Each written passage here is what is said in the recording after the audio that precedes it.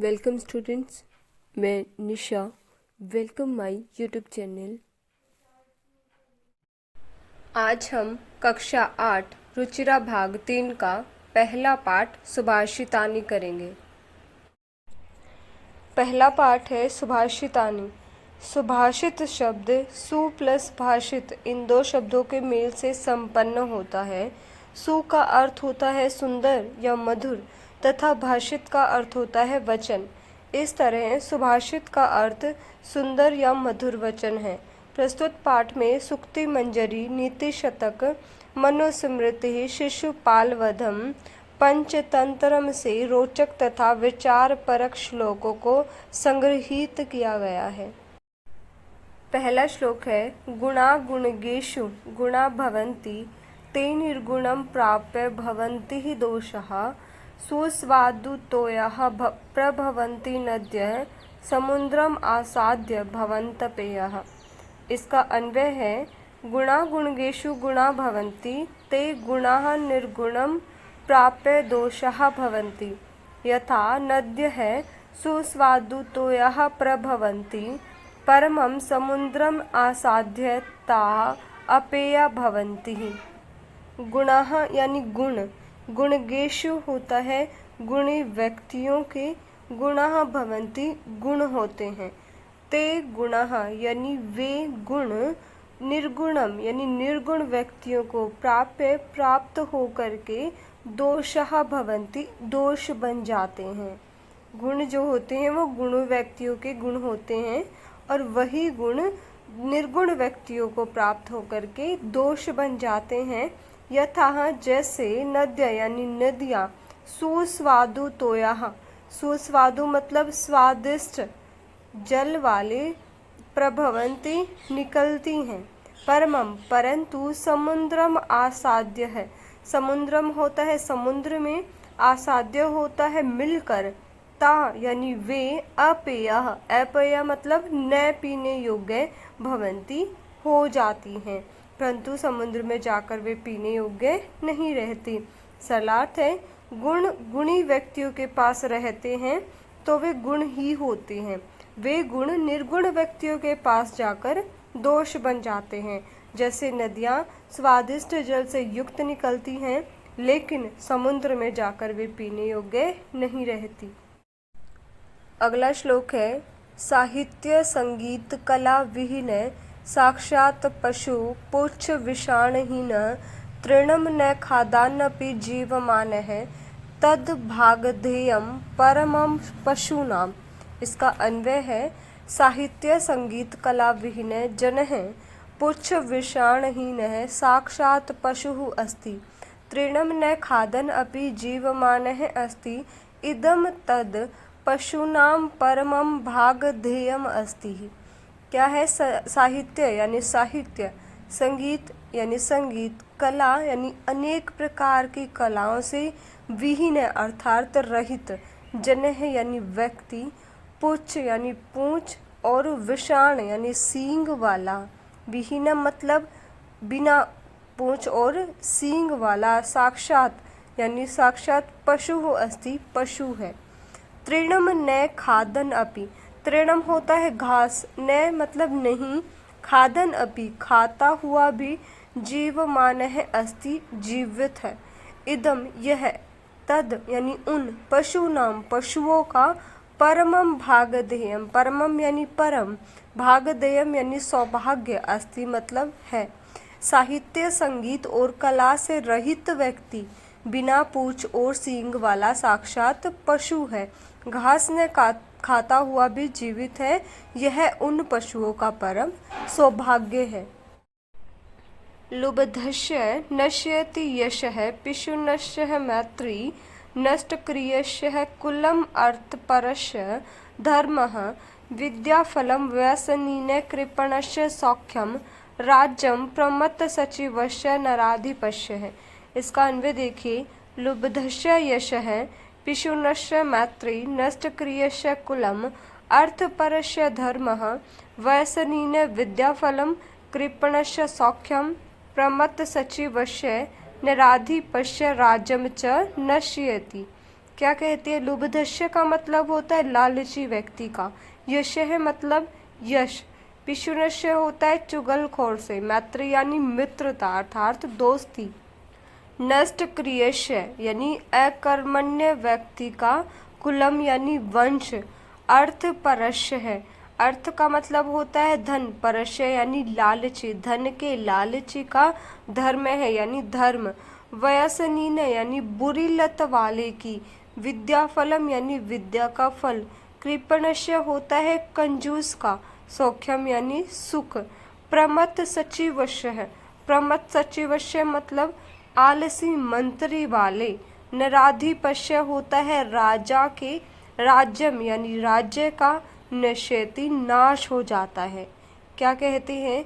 लालची व्यक्ति का यश अर्थात प्रसिद्धि।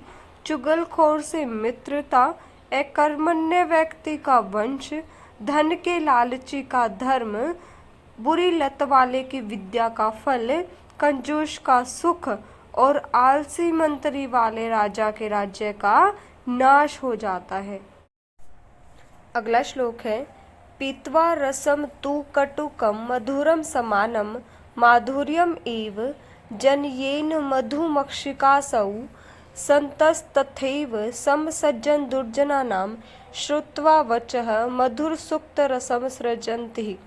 इसका अन्वय है यथा असौ मधुमक्षिका तु कटुकम मधुरम वा रसम समानम पीत्वा माधुर्यम एव जनयेत तथैव सन्तः समसज्जन दुर्जनानां वचः श्रुत्वा मधुर सुक्त रसम एव सृजन्ति।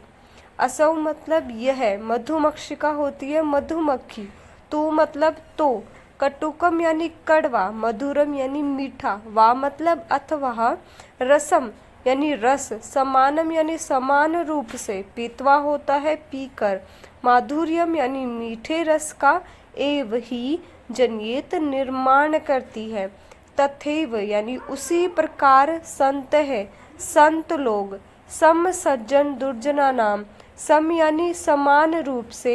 सज्जन दुर्जना नाम यानी सज्जन और दुर्जन लोगों की। वचः यानी बातें। श्रुतवा सुनकर। मधुर सुक्त रसम यानी मधुर सुक्त रस अर्थात मीठी वाणी का। एव ही सृजंती निर्माण करते हैं। यह मधुमक्खी तो कड़वा या मीठा रस समान रूप से पीकर मीठे रस का ही निर्माण करती है। उसी प्रकार संत लोग सज्जन और दुर्जन लोगों की बातें समान रूप से सुनकर मधुर या मीठी वाणी का ही निर्माण करते हैं।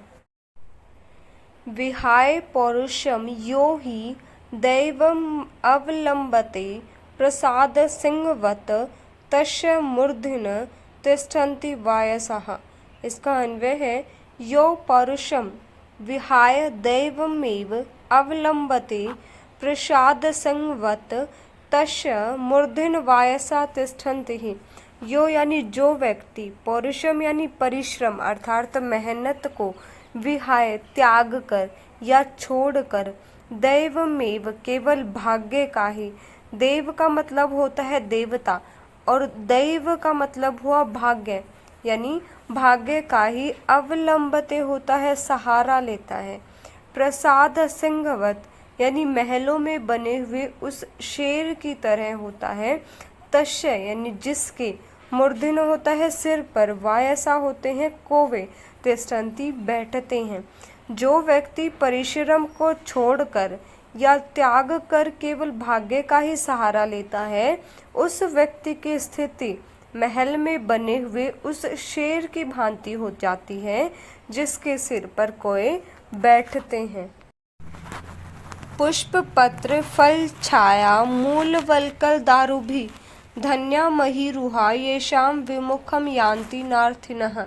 इसका अन्वय है पुष्प पत्र फल छाया मूल वल्कल दारुभी महीरुहा धन्या भवन्ति येषाम अर्थिनः विमुखम न यान्ति।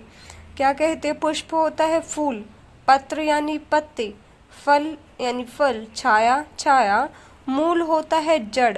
वल्कल यानी छाल अर्थात पेड़ का छिलका। दारुभी यानी लकड़ियों आदि से युक्त। महीरुहा होते हैं पेड़।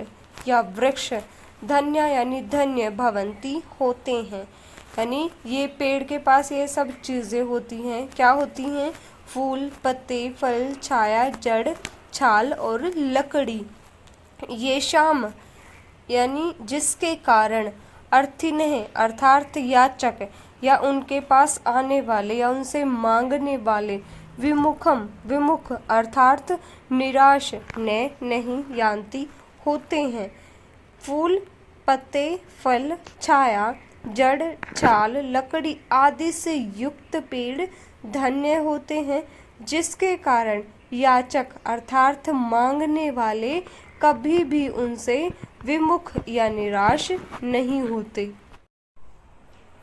चिंतनीया हि विपदाम आदावेव प्रतिक्रिया न कूपखननम युक्तम प्रदीप्ते वहिन्ना गृहे। इसका अन्वय है विपदाम आदाव एव ही प्रतिक्रिया चिंतनीया गृहे वहनिना प्रदीप्ते कूपखननम न युक्तम। विपदाम होता है विपत्ति आने के, आदाव मतलब पहले, एव यानी ही उसका, प्रतिक्रिया यानी समाधान, चिंतनिया यानी ढूंढ लेना चाहिए, गृह यानी घर में, वहनिना यानी आग, प्रदीप्ते लग जाने पर, कूप होता है कुआं, खननम यानी खोदना, न नहीं, युक्तम उचित है अर्थात अनुचित है। विपत्ति आने के पहले ही उसका समाधान ढूंढ लेना चाहिए, अर्थात विपत्ति आने के बाद उसका समाधान ढूंढना उतना ही अनुचित है जैसे घर में आग लग जाने पर कुआं खोदना अनुचित है, अर्थात उचित नहीं है।